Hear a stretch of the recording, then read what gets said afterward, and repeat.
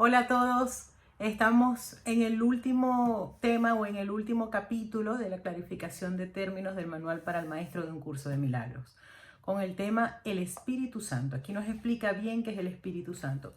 Vamos a leer aquí con atención, vamos a detenernos un poco. Dice, Jesús es la manifestación del Espíritu Santo. Acuérdense que el tema número 5 es Jesús Cristo. Y nos dice, Jesús es la manifestación del Espíritu Santo. En Jesús se manifestó el Espíritu Santo aquí en la tierra, a quien invocó para que descendiera sobre la tierra después de su ascensión al cielo, es decir, después de haberse identificado completamente con el Cristo, el Hijo de Dios, tal como Él lo creó.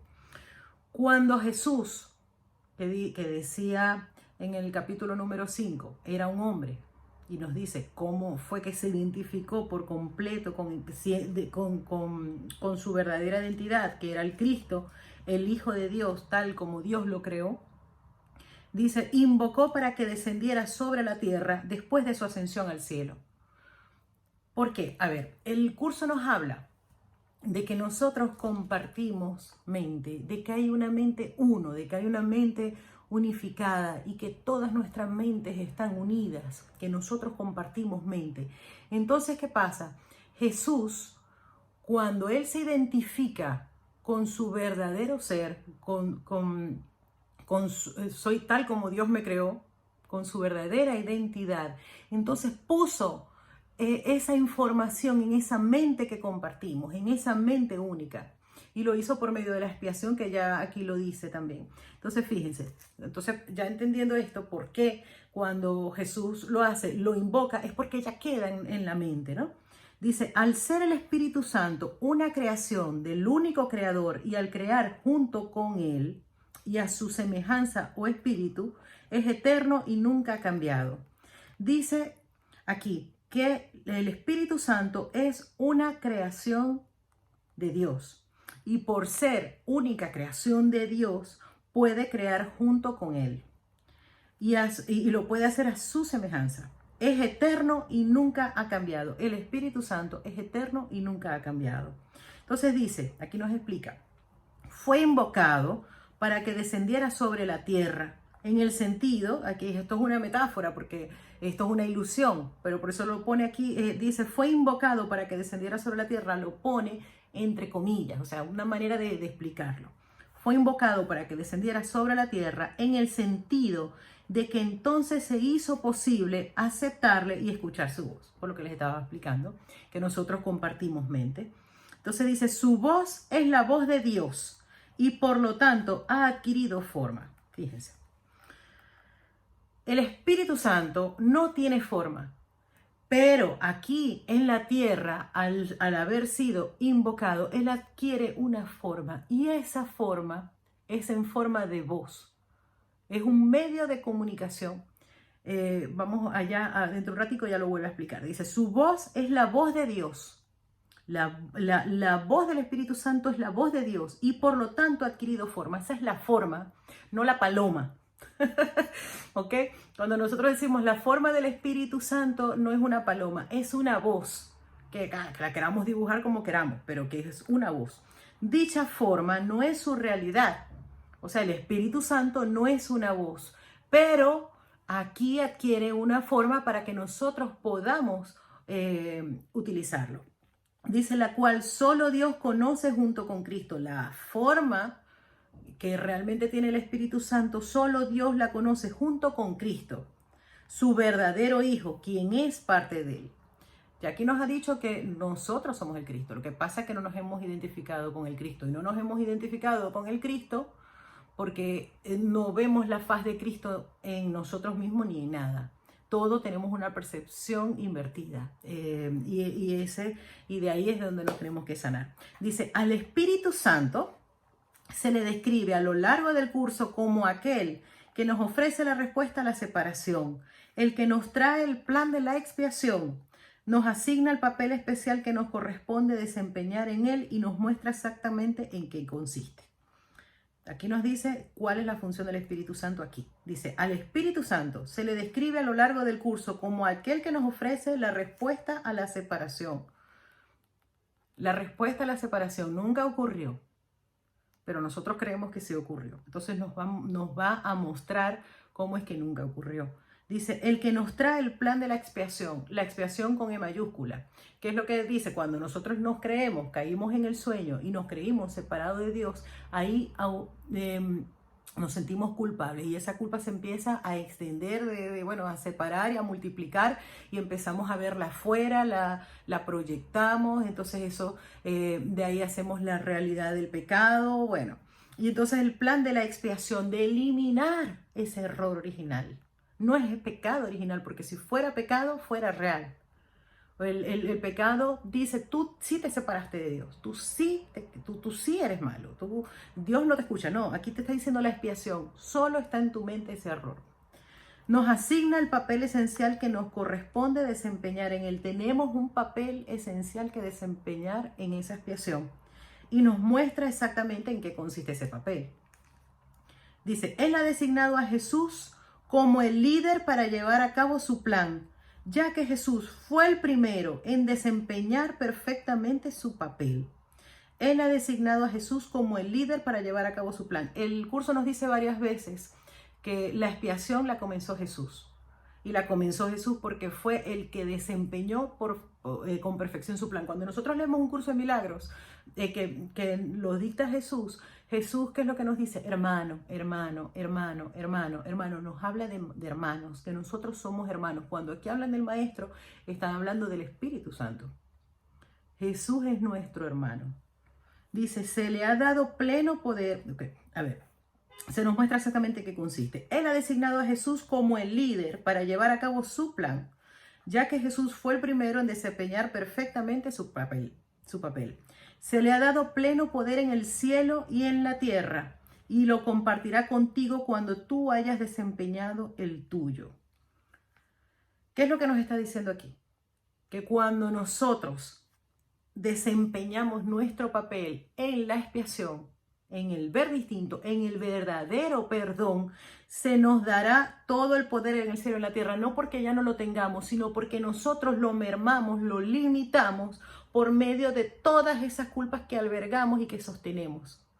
Nosotros nos limitamos a nosotros mismos. Entonces, a medida que utilizamos el verdadero perdón, a medida que utilizamos el papel que nos corresponde en la salvación, en la expiación, vamos a ir reconociendo el poder, el pleno poder que tenemos. Dice, el principio de la expiación le fue dado al Espíritu Santo. Bueno, entonces esto dice punto y dice, el principio de la expiación le fue dado al Espíritu Santo mucho antes de que Jesús lo pusiera en marcha.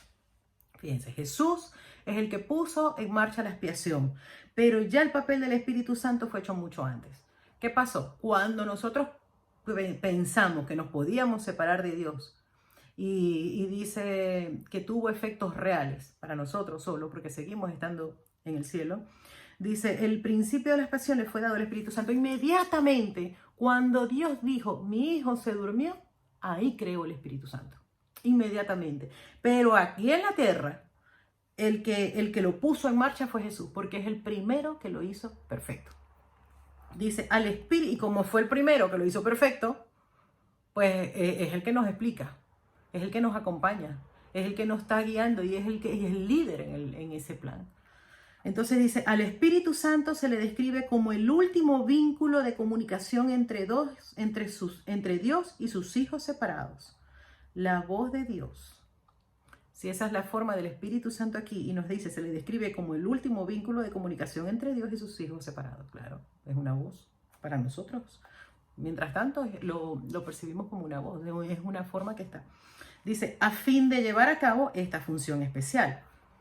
Tenemos esa voz de Dios para cumplir la función especial que nos dice aquí, que es ofrecer la respuesta a la separación, traer el plan de la expiación y nos asigna el papel que nos corresponde desempeñar en él y nos muestra en qué consiste. Entonces, dentro de nosotros está la voz de Dios por medio del Espíritu Santo guiándonos en todo el proceso de la expiación, del verdadero perdón. Él ha asumido una doble función. Entonces, ¿cuál es la doble función del Espíritu Santo? Goza de conocimiento porque es parte de Dios. Fíjense que hablábamos el otro día cuando estábamos hablando de la clarificación de términos acerca de la percepción y el conocimiento, dijimos que están en niveles distintos. En la percepción está la conciencia. A medida que vamos viendo de otra manera, que permitimos una nueva interpretación, va aumentando nuestro nivel de conciencia. Pero la conciencia y el conocimiento nunca se tocan, nunca se cruzan. Cuando se lleva al tope de la conciencia, cuando ya tenemos la verdadera percepción, ya el siguiente paso lo da Dios, que es el de despertar. Entonces, fíjense, dice, lo vuelvo a repetir, al Espíritu Santo se le describe como el último vínculo de comunicación entre Dios y sus hijos separados. A fin de llevar a cabo esta función especial, Él ha asumido una doble función. Goza de conocimiento porque es parte de Dios, ¿ok?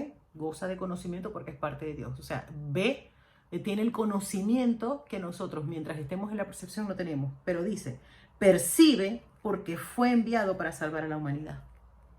Él ve lo verdadero y lo falso. Pero lo falso no se lo cree. Pero tiene percepción. Tiene percepción mientras sea necesario que la tenga. Pero la tiene distinta. Es el gran principio corrector, claro, el portador de la verdadera percepción, el poder intrínseco de la visión de Cristo.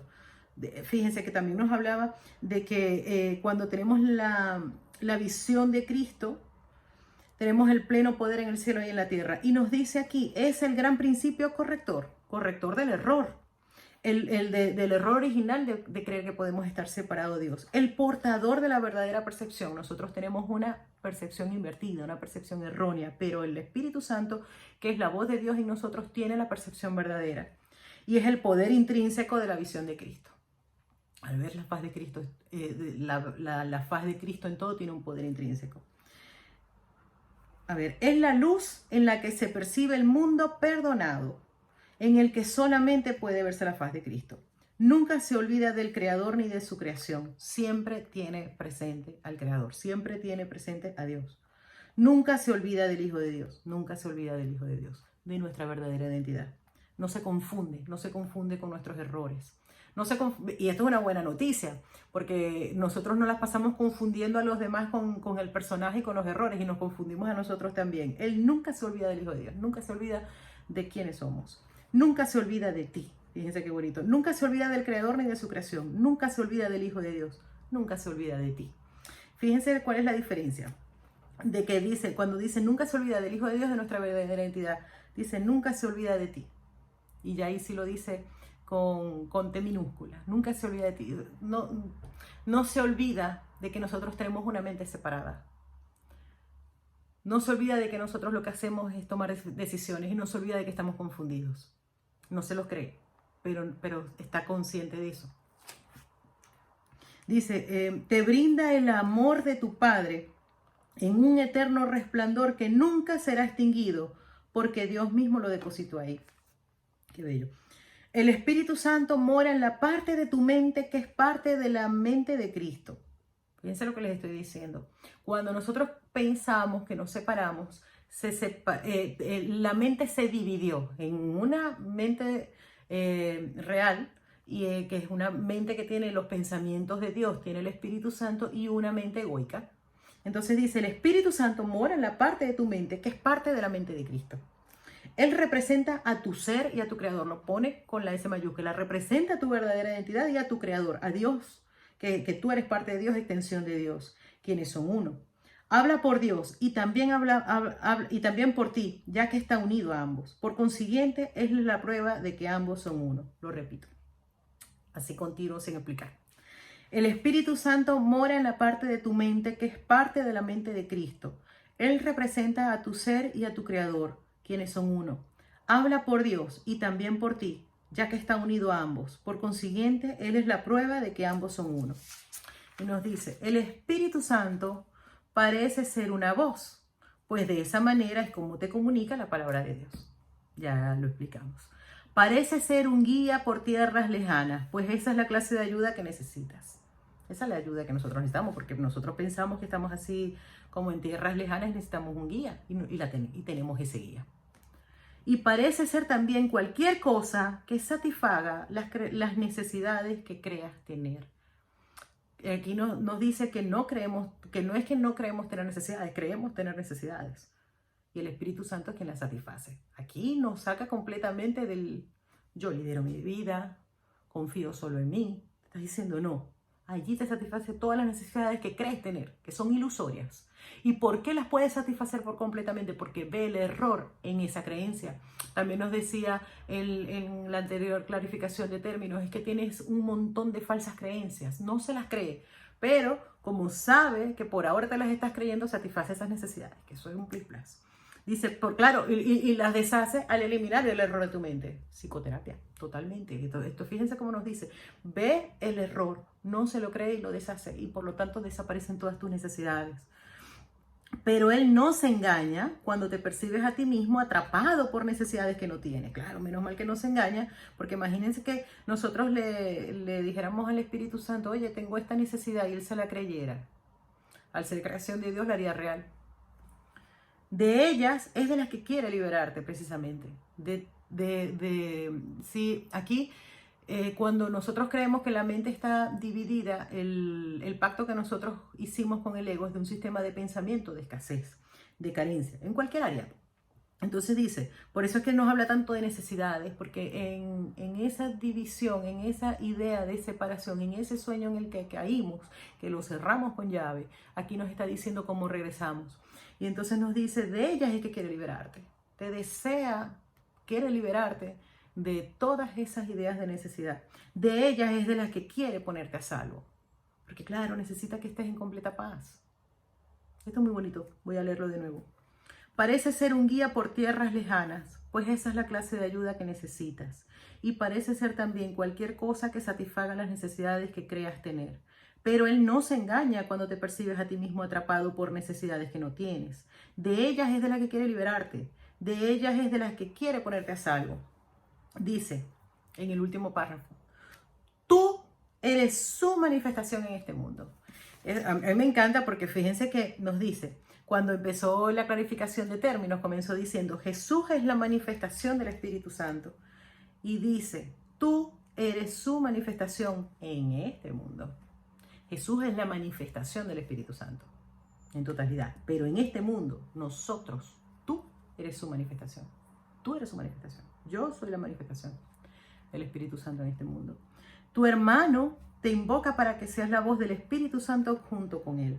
Esto es bien interesante porque este libro, el que yo tengo ahora, es la nueva edición, ¿no? Aquí está. Pero entonces ya yo me lo había leído varias veces esta clarificación de términos en el libro anterior que yo tengo, en el de 1992. Yo les expliqué cuando empezamos con la clarificación de términos que cuando habla en mayúscula, por ejemplo, cuando dice tu hermano, cuando dice hermano con mayúscula, se está refiriendo a Jesús. Pero cuando dice hermano con minúscula, se refiere, digamos, a todos, no sé, a los compañeros de trabajo, a los vecinos, a los padres, a los hijos, a los hermanos, a los amigos, bueno. Entonces, en esta nueva edición, dice, hermano, tu hermano te invoca para que seas la voz del Espíritu Santo junto con él. Y lo dice aquí en la nueva con H mayúscula y aquí lo dice con H minúscula. Yo estuve mirando y aquí hay un error porque en realidad va con H minúscula. En esta edición de la de 1992 lo dice con H minúscula. Entonces, tu hermano te invoca para que seas la voz del Espíritu Santo junto con él. Por sí solo no puede ser el ayudante del Hijo de Dios, pues por sí solo no tiene ninguna función. Curso de Milagros nos dice varias veces que para todo hace falta la unidad, o sea, la unión de dos voluntades. Entonces dice, tu hermano te invoca para que seas la voz del Espíritu Santo junto con él. Por sí solo no puede ser el ayudante del Hijo de Dios, pues por sí solo no tiene ninguna función. Nosotros regresamos al cielo de a pares, por lo menos. Solitos no. Así que a pensar en eso, ¿no? Que yo tengo que... mejor me separo de esto, me separo de aquello, me separo de este, me separo de este. Aquí regresamos de a dos, porque tenemos que ver en el otro la faz de Cristo. Pero unido a ti, fíjese, por sí solo, mi hermano no tiene ninguna función. Pero unido a ti es el resplandeciente Salvador del mundo, cuyo papel en la redención de este tú has completado. Él os da las gracias a ti y a tu hermano, pues os elevasteis con él cuando empezó a salvar al mundo. Y estaréis con él cuando el tiempo haya cesado y ya no quede ni rastro de los sueños de rencor en lo que bailabais al compás de la exangüe música de la muerte. Cuando aquí el curso nos habla de la muerte, no solamente se está refiriendo al cuerpo físico, aquí se está hablando de la muerte. Morimos cada vez que no vemos la faz de Cristo en alguien, morimos cada vez que estamos preocupados, morimos cada vez que estamos en nervios, morimos cada vez que estamos desesperados, morimos cada vez. ¿Y saben por qué morimos? Porque lo hemos interpretado desde la separación. Cada vez que nosotros no estamos en perfecta felicidad, dice, estamos muriendo un poquito. Entonces dice, pues en su lugar se oirá el himno a Dios por unos momentos más. Y luego ya no se oirá más la voz, lo dice con mayúscula, ya que no volverá a adoptar ninguna forma, sino que retornará a la eterna amorfia de Dios, a la eterna amorfia de Dios sin forma. O sea, el Espíritu Santo, mientras estamos aquí, en el mundo, que es donde realmente lo podemos necesitar, aunque fíjense que no es que desaparece después, porque él sigue cumpliendo su función. De hecho, bueno, en una parte del libro dice varias cosas interesantes del Espíritu Santo, de qué va a pasar después que nosotros despertemos. Pero no nos enredemos porque nosotros ahora, nuestra función es despertar y por eso el curso es completamente consistente con esto. Nuestra función es la expiación, con E mayúscula. Y nosotros tenemos un papel que desempeñar en esa, en la salvación. Voy a leer el último párrafo de nuevo. Tú eres su manifestación en este mundo. Tu hermano te invoca para que seas la voz del Espíritu Santo junto con él. Por sí solo no puede ser el ayudante del Hijo de Dios, pues por sí solo no tiene ninguna función. Pero unido a ti, el resplandeciente Salvador del mundo, cuyo papel en la redención de este tú has completado. Él os da las gracias a ti y a tu hermano, pues os elevasteis con él cuando empezó a salvar al mundo. Y estaréis con él cuando el tiempo haya cesado y ya no quede ni rastro de los sueños de rencor en los que bailabais al compás de la exangüe música de la muerte. Fíjense que aquí no los dice, que estos son los sueños del rencor. Y también nos habla de que sí, en este sueño no puede ser tan pesado. Eso es parte del pacto que hicimos con el ego, de que no fuera tan pesado de que no lo pudiéramos soportar. Entonces sí, tenemos momentos de alegría, tenemos momentos de tristeza, pero en realidad este mundo es un sueño de rencor, lo sostiene los juicios. Pues en su lugar se oirá el himno a Dios por unos momentos más, y luego ya no se oirá más la voz, ya que no volverá a adoptar ninguna forma, sino que retornará a la eterna amorfia de Dios. Así que esto es bellísimo. El Espíritu Santo. Aquí les puedo decir que el Espíritu Santo, lo bonito que tiene, entre otras muchas cosas, es que no nos refuerza la interpretación que hemos hecho de las situaciones y de la experiencia. Yo lo comparo como cuando, qué sé yo, mi hija llega del colegio y me dice, oye, me pasó esto, no sé qué, y de pronto yo me enfado y salgo. Y de pronto me monto en el ascensor y me consigo con una vecina y vamos a suponer que me den muchas ganas de contarlo. Y luego, no, mira, que a mi hija le pasó tal cosa del colegio o me contó esto. Dice, ay, pero no le prestes tanta atención, no importa, y tú no te acuerdas cuando tuviste su edad y no sé qué. Entonces ya uno como que no lo ve tan grave, lo empieza a ver de otra manera. Así es el Espíritu Santo, pero con todo. Y entonces, al principio cuando comenzamos en este camino, si sabemos que la voluntad de Dios es perfecta felicidad y que nosotros tenemos que darnos cuenta que cuando no estamos en perfecta felicidad es porque hemos interpretado desde el ego, entonces nosotros lo que tenemos es que al principio lo hacemos así como con las cosas. Esto es bien interesante, porque al principio lo hacemos con las cosas que nos mueven mucho, pero no con todas. Con una no queremos interpretarlo de otra manera porque estamos seguros que tenemos la razón. Y por eso nos dice el curso de, ¿prefieres tener la razón o ser feliz? Mientras queramos tener la razón, no vamos a poder ser feliz porque no vamos a pedir otra interpretación de la situación. Entonces el Espíritu Santo, él ve lo falso, pero no se lo cree, porque si lo creyera lo reforzara. Así que, bueno, bendiciones y ya terminamos con la clarificación de términos. Solamente nos queda el epílogo y ya después nos vamos con el manual para el maestro. Bendiciones, chaito.